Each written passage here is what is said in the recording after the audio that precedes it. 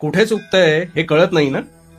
सगळं करून तरीही गोष्टी मनाप्रमाणे का होत नाहीत हेच सुरू आहे ना डोक्यात. आता यावर उपाय सांगतो.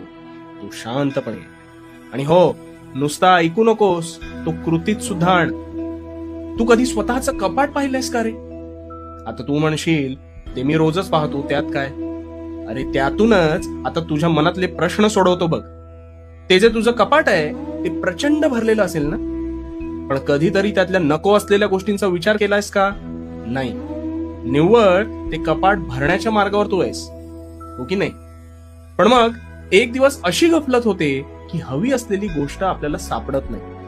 त्यावेळेस ती शोधत असताना तू ते कपाट अजून अस्ताव्यस्त करतोस आणि मग तसाच पुढे निघून जातोस.